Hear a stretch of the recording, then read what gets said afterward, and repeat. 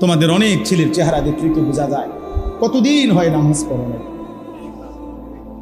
কতদিন হয় মালিকের একটা সেজদা দাও।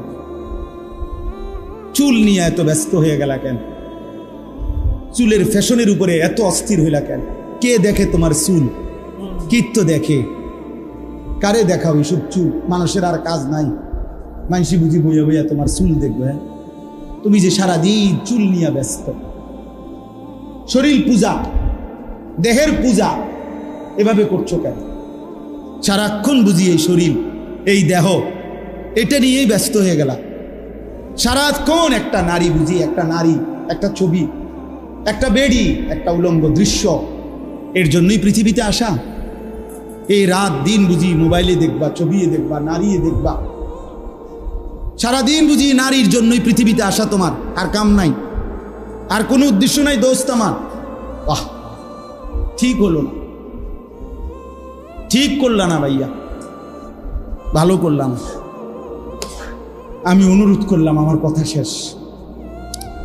আমি অনুরোধ করি, আল্লাহ যদি আবার কখনো তৌফিক দেয় লম্বা করে বলবো ইনশাআল্লাহ। কিন্তু বলার উদ্দেশ্য এটাই, আল্লাহ তাআলা বলেন নিকৃষ্ট প্রজন্ম যে নামাজ নষ্ট করে, ওয়াত্তাবাউশ শাহওয়াত। আর দ্বিতীয় কথা হলো, আল্লাহ বলে যারা তাদের মনের চাহিদার অনুসরণ করে, শাহওয়াত, আমার মনের কামনা বাসনা, আমার মনে যা চায়। এখানে আল্লাহ, খোদা, রসুল, দিন, শরীয়ত, হালাল হারাম, জায়েজ না জায়েজ কিচ্ছুর কোনো বাজ বিচার নাই। আমার মন চাইছে, রাত নাই, দিন নাই, সকাল নাই, দুপুর নাই, আমার মনে যা চায় আমি তাই করি। খোদার কসম আল্লাহ বলেন, এই দুইটি মন্দ অভ্যাস যাদের, এক, প্রতিনিয়ত যারা তাদের নামাজ নষ্ট করে দেয় এবং মনের চাহিদার অনুসরণ করে, মনের কামনা বাসনার অনুসরণ করে, আল্লাহ বলেন এরা খালফুন, এরা নিকৃষ্ট প্রজন্ম, এরা মন্দ জেনারেশন। ফাসাউফা ইয়ালকাউনা গাইয়া, আমি আল্লাহ এদেরকে জাহান্নামের সবচেয়ে নিকৃষ্ট একটা গর্তের নাম হলো গাই। এই গাই নামক জাহান্নামের একটা গর্ত আছে, যেটার মধ্যে জাহান্নামের সবচেয়ে বেশি আযাব। তাফসীরের মধ্যে আছে জাহান্নামের বাকি অংশ, বা জাহান্নামের বাকি অংশ আল্লাহর কাছে পানাহ চায় যে আল্লাহ আমি জাহান্নাম রেও ওই গাই এর এই গুহাটার মধ্যে, গর্তটার মধ্যে ফেলব না। আল্লাহ বলেন এমন নাফরমান যে নামাজকে নষ্ট করে আর মনের চাহিদার অনুসরণ করে, আমি তাকে ওই গাই নামক নিকৃষ্ট জাহান্নামের গর্তে ছুঁড়ে মারব। অপেক্ষা করো যুবক, অপেক্ষা করো বাবা, অপেক্ষা করো বেপর্দা নারী, অপেক্ষা করো বেহায়া নারী, অপেক্ষা করো। চলো মনের ইচ্ছা মতো চলো, রাত তো শেষ হয়েই যায় কোনো না কোনো ভাবে। সিজদার রাতও ভোর হয়, নেশার রাতও ভোর হয়। হ্যাঁ, আজ রাত যে যুবক আল্লাহকে সিজদা দেয় তারও ভোর হয়, যে মদের নেশায় পড়ে থাকে তারও কি হয়ে যায়, ভোর হয়। স্বার্থপর এই দুনিয়া যুবক, নওজওয়ান মনে রাখো, স্বার্থপর এই দুনিয়া, কারো কথা মনে রাখে না, কারো জন্য থেমে থাকে না। আমি এই পরশুদিন দেখছি, গতকালকের আগের দিন সকাল 6:30 বাজে আমি আমার বাজারে, ময়নামতি সাবের বাজার, ওইখানে দেখছি একটা হাইয়েস্ট গাড়ি একটা ট্রাকের মুখোমুখি হইয়া, হাইয়েস্ট গাড়িটার ড্রাইভারটা জায়গা তারে বাইরে করছে টাইম না হেসরাইয়া, কিছুক্ষণের মধ্যে লোকটা মারা গেছে। আমি একটা জিনিস খেয়াল করছি, অনেকক্ষণ তাকাইয়া আমার সাথে ড্রাইভারের আমি বললাম, কি স্বার্থপর এই দুনিয়া, একটা গাড়ি কেউ তার জন্য থামলো না, কারো হাতে সময় নাই, সবাই হরন দিয়া সাইড করে এমনে হেমনে করে সব চলে যায়, কোনো ড্রাইভারও থামে না বন্ধু, যে একটা লোক তো মরে গেছে, আরে মরে গেছে, তুই মরে গেছ, আমার হাতে সময় নেই। এই জন্য স্বার্থপর এই দুনিয়া, বড় স্বার্থপর, হয় কারো জন্য থামে না, কারো কথা অপেক্ষা করে না। চলতে তোমার কথা কেউ মনে রাখবে না। তুমি যদি নষ্ট হয়ে যাও, তুমি যদি কবরে আযাব হয়, তোমার যদি জাহান্নামের আগুন তোমারে পুড়তে হয়, আল্লাহর কসম বন্ধু, তোমার পতন তুমি করে দিলা, নিজেরে নষ্ট তুমি করে দিলা, শেষ পর্যন্ত দেখবা কেউ তোমার কথা মনে রাখবে না। এই পৃথিবী ধোঁকা, ধোঁকা, ধোঁকা। চলো এই জন্য আল্লাহর দিকে ফিরে আসি। ইয়া আইয়ুহাল্লাযীনা আমানু আলাইকুম আনফুসাকুম, কোরআনুল কারীমের মধ্যে আছে, আল্লাহ তাআলা বলেন, হে ঈমানদারগণ, তোমরা সকলেই প্রত্যেকেই নিজেকে মজবুতভাবে আঁকড়িয়ে ধরো। আলজিমু আনফুসাকুম, তোমাকে তুমি ধরো, তোমাকে তুমি ধরো। আল্লাহ বলছে তোমাকে তুমি ধরো, আর কিছু করতে না পারো নিজেরে নষ্ট করো, নিজেরে বরবাদ করো।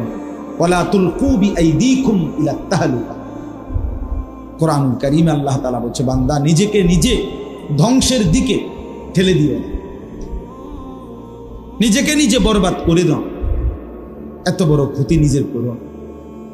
আল্লাহ তাআলা বলছে, ইয়া আইয়ুহাল্লাযীনা আমানু কু আনফুসাকুম ওয়া আহলিকুম নার। আল্লাহ বলছে, হে ঈমানদারগণ, প্রত্যেকেই নিজেকে বাঁচাও জাহান্নামের আগুন থেকে, এবং পরিবারের সদস্যদেরকে বাঁচাও জাহান্নামের আগুন থেকে। আলাদা করে বলছে আল্লাহ, নিজেকে বাঁচাও জাহান্নামের আগুন থেকে, এবং পরিবারের সদস্যদেরকে বাঁচাও, স্ত্রী সন্তানকে জাহান্নামের আগুন থেকে।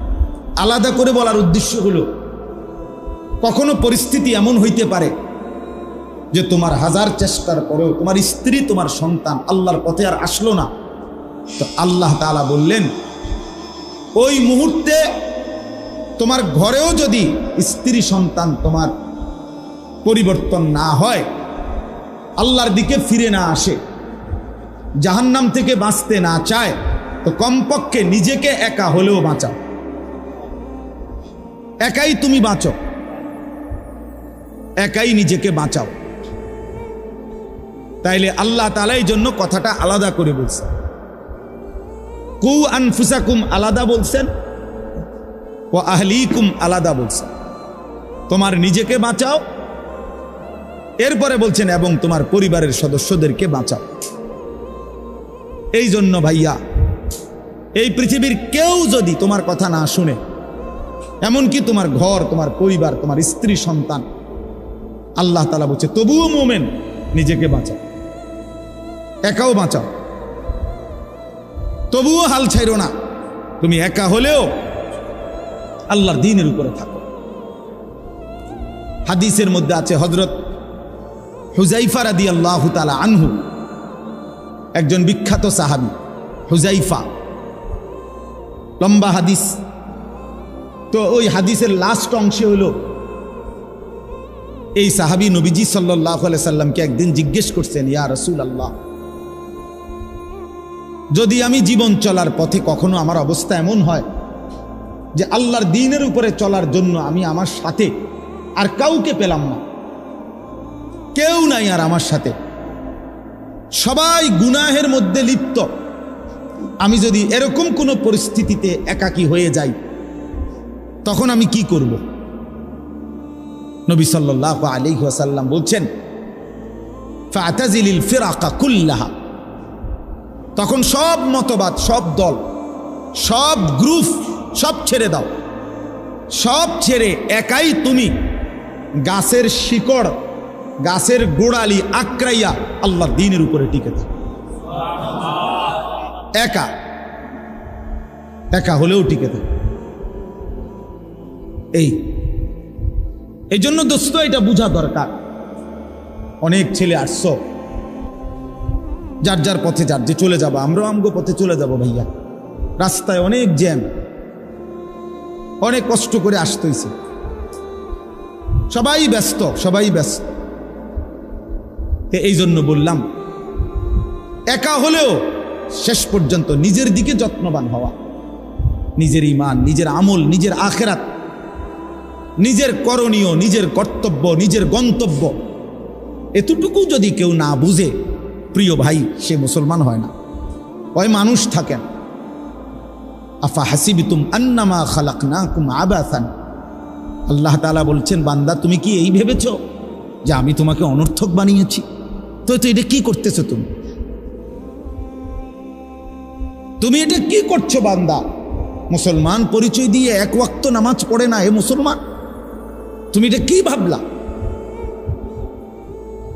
মুসলমান পরিচয় দিয়ে কোনোদিন হালাল হারামের কোনো পার্থক্যই করলা না।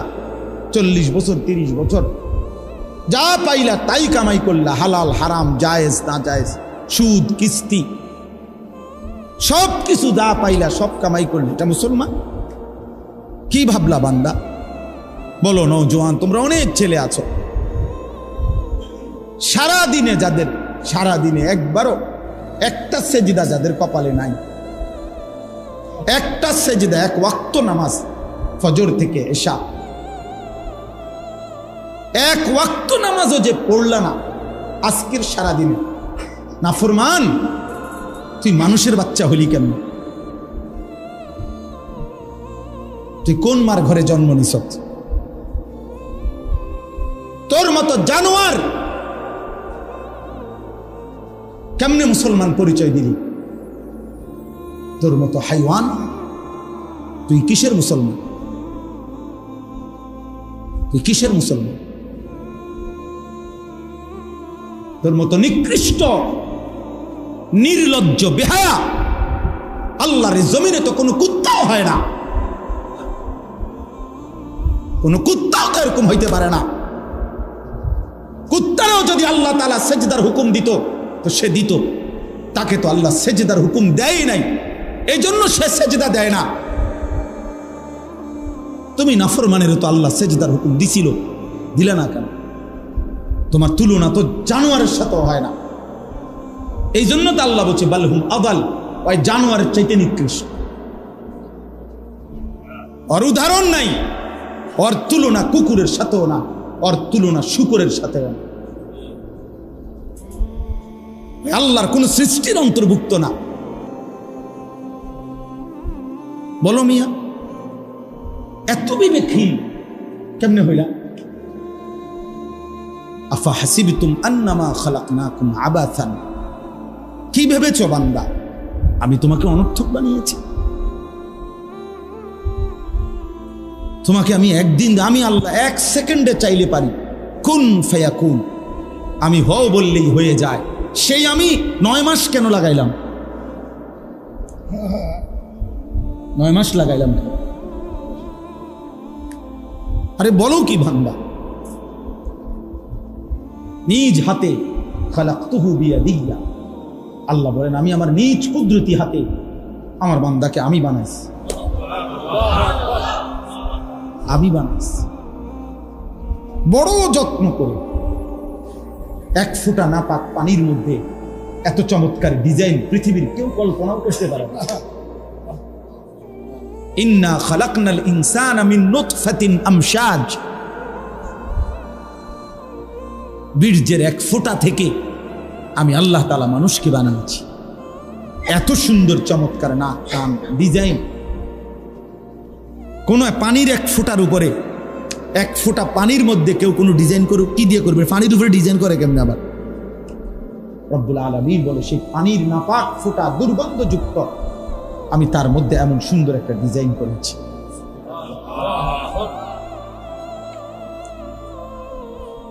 কেমনে ভুলে গেল?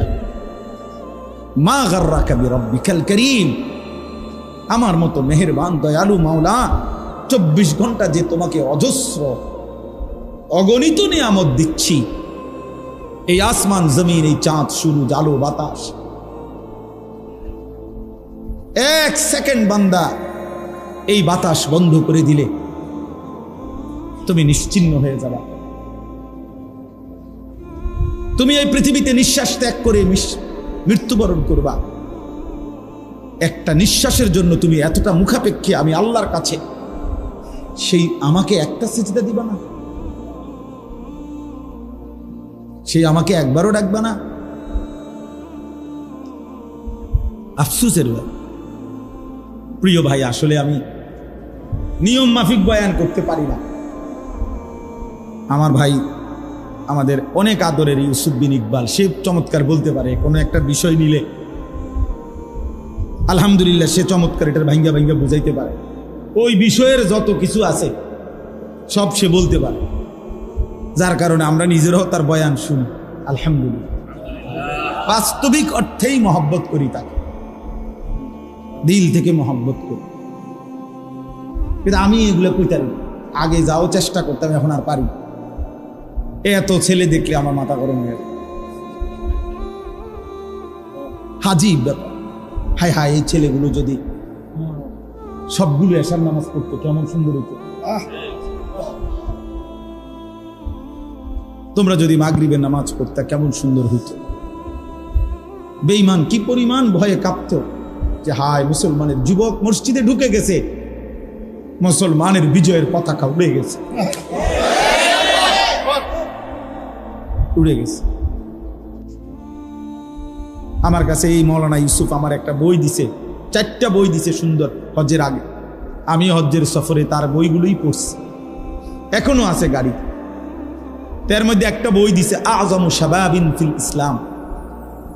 ওই বইতে স্পষ্ট আছে যে রাসূলুল্লাহ সাল্লাল্লাহু আলাইহি সাল্লামের নবুয়তের 23 বছরে, খোদার কসম বন্ধু, নবীজির 23 বছরের নবুয়তের জীবনে সবচেয়ে বেশি সহযোগী ছিল নবীজির যারা, অহুম শাবাব, ওরা যুবক, অহুম শাবাব আল্লাযীনা নাসারুর রাসূল সাল্লাল্লাহু আলাইহি ওয়াসাল্লাম, অহুম শাবাব। হযরত আনাস ইবনে মালিক রাদিয়াল্লাহু তাআলা আনহু 10 বছরের নবীর খাদেম সাহাবী, উনি বলছে কুন্না নাগজু মা রাসূলিল্লাহ সাল্লাল্লাহু আলাইহি ওয়াসাল্লাম ওয়া হুয়া নাহনু শাবাব। আমরা রাসূলের সাথে যুদ্ধ করতাম আর আমরা ছিলাম সব যুবক। নবীজির সাথে যুদ্ধের ময়দানে আমরা যেতাম আর আমরা ছিলাম ওয়া নাহনু শাবাব, আমরা সবাই ছিলাম যুবক, সবাই ছিলাম নওজোয়ান। এজন্য দোস্ত, এটাই মূল কথা। তোমরা একটা প্রজন্ম, তোমরা একটা জেনারেশন। এই মুহূর্তে যার বয়স 12, 14, 16, 18, 20, 25, 30 এরকম, তো তোমরা এই সময়ের প্রজন্ম, এই জেনারেশন, তোমরা এই জেনারেশন। এই জেনারেশন বর্তমান আধুনিক গবেষকরা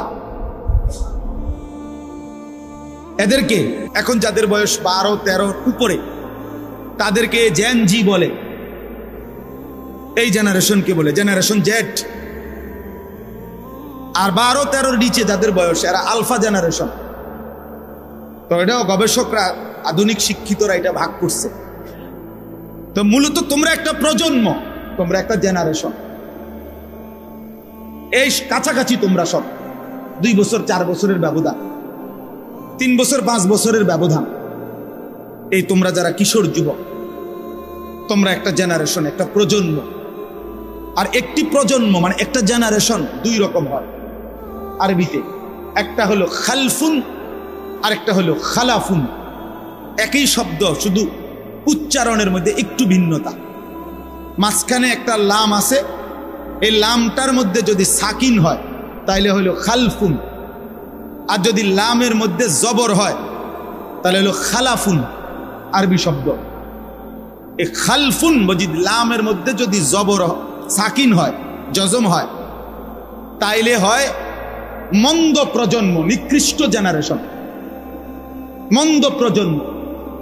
আর যদি হয় খালাফুন, লামের মধ্যে জবর, ইয়াহমিলু হাদাল ইলমা মিন কুল্লি খালাফিন উদুলুহু, এই খালাফ লামের মধ্যে জবর, তাইলে হয় উত্তম প্রজন্ম। তো কোরআন এবং সুন্নাহর মধ্যে আল্লাহ তাআলা এবং নবীজি সাল্লাল্লাহু আলাইহি সাল্লাম একটি প্রজন্মের, একটি জেনারেশনের উত্তম কারা এটাও বলছে। কোরআনুল কারীমের মধ্যে আল্লাহ তাআলা নিকৃষ্ট প্রজন্ম কারা, মন্দ উত্তরসূরি, নিকৃষ্ট জেনারেশন কারা, এটাও আল্লাহ তাআলা বলছে। তো আমি সূরা মরিয়ম 17 নম্বর পারা 19 নম্বর সূরা, সূরা মরিয়ম, এই সূরার 59 এবং 60 এই 2টা আয়াত পড়ছি। এই 2 আয়াতের মধ্যে আল্লাহ তাআলা 59 নম্বর আয়াতের মধ্যে খালফুন কারা মানে মন্দ প্রজন্ম, নিকৃষ্ট জেনারেশন কারা, একটি সমাজের মধ্যে ওই সমাজের নিকৃষ্ট জেনারেশন, মন্দ জেনারেশন, মন্দ উত্তরসূরি, মন্দ সন্তান কারা, আল্লাহ তাআলা এখানে বলছে ফাখালাফা মিন বাদিহিম খালফুন। এই যে খালফুন, ওই লামের মধ্যে কি সাকিন, এই আয়াত। আল্লাহ তাআলা বলেন অতঃপর আসলো মন্দ প্রজন্ম, নিকৃষ্ট জেনারেশন, মন্দ উত্তরসূরি। কারা? তুমি আন্দাজ করো, তুমি তোমার সাথে মিলাও। আশয় যার মধ্যে আছে সে হলো মন্দ জেনারেশন, নিকৃষ্ট, এই সমাজের সবচেয়ে নিকৃষ্ট মানুষ সে। এক নাম্বার আদাউস সালাহ, প্রতিনিয়ত যারা তাদের নামাজ নষ্ট করে দেয়, যারা তাদের নামাজকে নষ্ট করে দেয়, আল্লাহ তাআলা বলছেন তারা নিকৃষ্ট জেনারেশন, মন্দ প্রজন্ম। প্রিয় ভাই আমার, খুব দ্রুত আমি বুঝাইতে চাই এই এক কথা। এক নম্বর কথা হলো তাফসীরের মধ্যে আছে, এখানে নামাজ নষ্ট করে দেয় এ কথা বলেছে এরা নিকৃষ্ট প্রজন্ম। এ কথার দ্বারা উদ্দেশ্য এটা নয়, তাফসীরে লিখছে যে এর দ্বারা এটা উদ্দেশ্য নয় যারা নামাজ পড়ে না, নামাজ ছেড়ে দেয়, তাদেরকে উদ্দেশ্য করা হয় নাই, বরং নামাজ পড়ে এরকম একটি গ্রুপকে বলা হয়েছে যারা নামাজকে নষ্ট করে দেয়। অর্থাৎ যারা নামাজ পড়ে না, আল্লাযীনা তারাকুস সালাহ, টোটালি নামাজ যারা ছেড়ে দিছে, তারা প্রজন্মের উত্তম তো না, নিকৃষ্টও না, তারা কোনো জেনারেশনে না, তারা কোনো মানুষে না, তারা কোনো কিচ্ছু না, এর কোনো গণাতে ধরে নাই। ওই প্রথমেই বাদ গণাত ধরছে, ওরে নিকৃষ্ট হিসেবে বলতে চাইছে আল্লাহ এখানে যারা তাদের নামাজকে নষ্ট করে দেয়। তাফসীরের মধ্যে লিখছে নামাজ নষ্ট করে দেয় মানে কি? এক নাম্বার, যে ব্যক্তি নামাজকে যথাসময়ে আদায় করে না, ইউআখিরুনাস সালাহ, তাখির করে, নামাজ সবসময় দেরিতে পড়ে। নামাজ সবসময় কখন পড়ে? দেরিতে পড়ে। আল্লাহ তাআলা বলছেন ওরা ওই সমাজের নিকৃষ্ট মানুষ। ফাওয়াইলুল লিল মুসাল্লিন আল্লাযীনা হুম আন সালাতিহিম সাহুন। আল্লাহ তাআলা বলেন ওই নামাজীদের জন্য জাহান্নাম। ওয়াইল জাহান্নামের একটি গুহা, জাহান্নামের একটা অংশ, জাহান্নামের ভীষণ আযাব। আল্লাহ তাআলা বলছে তারা আল্লাযীনা হুম আন সালাতিহিম সাহুন, যারা তাদের নামাজের মধ্যে সাহুন, অলস, নামাজকে সবসময় দেরি করে, নামাজকে সবসময় দেরি করে। জোহরের আজান হয়েছে 1টা বাজে, এবার জোহরের নামাজ পড়তে গেছে 4:30 বাজে, এখন 4:30 বাজে, ওটা নামাজ পড়ছে লুঙ্গিটারে বইটা গামছা একটা কান্দে দিয়া রুকু সিজদা 3-4টা মেরে দিল আর কি, এটা নামাজ হইলে আর কি করতাম হুজুর, সময় কুলাইতারি না, কিটছেন আপনি ঘাস কাটছে, এতক্ষণ গরু গোসল করাইছে, গরু গোসল করাইছে। গরু গোসল করানোটা খুব দামি দরকারি বিষয়। তো নামাজকে এরকম প্রতিনিয়ত যে বিলম্ব করে আল্লাহ তাআলার কোরআনের ভাষায় তারা নিকৃষ্ট মানুষ, নিকৃষ্ট মানুষ। আদাউস সালার অন্তর্ভুক্ত, আদাউস সালার অন্তর্ভুক্ত, নামাজকে বিলম্ব করে। আচ্ছা, হাদিসের মধ্যে আছে, কোরআনেও আছে, যে ব্যক্তি নামাজে অবহেলা করে, আল্লাহর কসম, আল্লাহও বলছে, নবীজিও বলছে, সে মুনাফিক। ইন্নাল মুনাফিকিনা ইউখাদিউনা আল্লাহ ওয়া হুয়া খাদিউহুম ওয়া ইযা কামু ইলাস সালাতি কামু কুসালা। কোরআন শরীফে আল্লাহ মুনাফিকের 1 নম্বর পরিচয় বলছে, মুনাফিক সে যে নামাজ পড়ে অলসভাবে। নামাজ পড়ে কিভাবে? তাহলে নামাজ যে পড়ে না তার ব্যাপারে বলে না, কথা বলেন না কেন? তারে মুনাফিকও বলে নাই। তুই কোনো মানুষে না বেটা, তুই কোনো কাতারে নাই, তোর কোনো আলোচনাই নাই। আলোচনা ওই ব্যক্তিরে যে নামাজ পড়ে অলসভাবে, খামখেয়ালি করে, দাঁড়াইবার কথা 2 পায়ে, দাঁড়াইছে 1 পায়ে, বুঝলেন? অলস নামাজের। রাসূলুল্লাহ সাল্লাল্লাহু আলাইহি সাল্লাম বলছেন তিলকা সালাতুল মুনাফিক, ওই নামাজ মুনাফিকের নামাজ। ইয়ারকুবু হাত্তা তাগরুবা শামস, আসরের নামাজ না পড়ে যে অপেক্ষা করতেছে, অন্য কাজে ব্যস্তছে, এরই মধ্যে সূর্য ডুবে যাচ্ছে, সূর্য ডুবার কাছাকাছি। হাত্তা কানাত বাইনা কারনাই শয়তান, সূর্য ডুবার সময়ে শয়তান তার দুই শিং সূর্যের পাশে বাড়াইয়া দেয়। আল্লাহ নবী সাল্লাল্লাহু আলাইহি সাল্লাম বলেন, কামা ফানাক্কারা আরবাআন, সূর্য ডুবে যায় এই সময় ওই আসরের নামাজের জন্য দাঁড়াইয়া 4 রাকাতে যেন 4টা ঠক্কর মারছে। লা ইয়াযকুরুল্লাহ ইল্লা কালিলা, ঠিক মতো তাসবিহগুলো নামাজের আদায় করে নাই। রাসূল বলছে 3 বার, ওইটা মুনাফিকের নামাজ, মুনাফিকের নামাজ, মুনাফিকের নামাজ, মুনাফিকের নামাজ। তাইলে কি বোঝা গেল দোস্ত? নামাজের মধ্যে যে অবহেলা করে, অলসতা করে, পিছায় ফেলে, করে ঠিক, কিন্তু বেড়াত লাগাইয়া, মানে একবার শেষ মাথাত নিয়া, সে নিকৃষ্ট জেনারেশন। 2 নম্বর তাফসীর হলো, নামাজের মধ্যে 4টা জিনিস আছে, কিছু ফরজ, কিছু ওয়াজিব, কিছু সুন্নাত, কিছু মুস্তাহাব। এই নামাজের ফরায়েজ ওয়াজিবাত, এগুলো যে নামাজের আরকান আহকাম যেগুলো, এগুলো যে ঠিক মতো আদায় করে না, নামাজের রুকু, নামাজের সেজদা, নামাজের ওয়াজিবাতগুলো, নামাজের ফরজগুলো ঠিক মতো আদায় করে না, তাফসীরের মধ্যে লিখছে সে তার নামাজকে নষ্ট করে। তাইলে রুকু দিয়া যারা নামাজের জন্য সোজা হইয়া দাঁড়ান না, আপনি যেন আপনার নামাজ নষ্ট করে দিলেন। সেজদা একটা দিয়া, একটু মাথা আলগি দিয়া আরেকটা মারে সেজদা, এমন ভদ্রলোক নাই? ওই তার নামাজ নষ্ট করে দিয়েছে। তাফসীরের মধ্যে লিখছে হযরত হুযাইফা রাদিয়াল্লাহু তাআলা আনহু, তিনি একদিন এক লোককে, সাহাবী হুযাইফা, যার নাম একটু আগে একবার বলছি, তিনি একজন লোককে দেখছে ওনার সামনে, সে নামাজ পড়ছে। নামাজ পড়ার পরে উনি তাকে ডাক দিয়া বলছে, এই যে এখন তুমি যেভাবে নামাজ পড়লা, এভাবে যে কত বছর ধরে নামাজ পড়ো? তাফসীরে মাআরিফুল কোরআনে এখন গিয়া দেখেন আছে লেখা। উনি জিজ্ঞেস করলেন, তুমি এভাবে আজকে কতদিন নামাজ পড়ো? সে বলছে, আজকে 40 বছর আমি এভাবেই নামাজ পড়ি। আল্লাহর কসম, হযরত হুযাইফা সাহাবী বললেন যে, শোনো, তুমি শুনে নাও এ কথা, নিশ্চিত গত 40 বছর তুমি কোনো নামাজ আদায় করো নাই। সরাসরি তাফসীরে আছে, গত 40 বছর তুমি কোনো নামাজ আদায় করো নাই, তোমার রুকু হয় নাই, তোমার সেজদা হয় নাই, তোমার নামাজের ফরায়েজ ওয়াজিবাত ঠিকমতো আদায় হয়। আপনাদের যাদের সূরা কেরাত অশুদ্ধ, আপনারা নামাজের কি হালত? আপনারা যারা আত্তাহিয়াতু শুদ্ধ করতে পারেন না, আপনাদের নামাজের কি হালত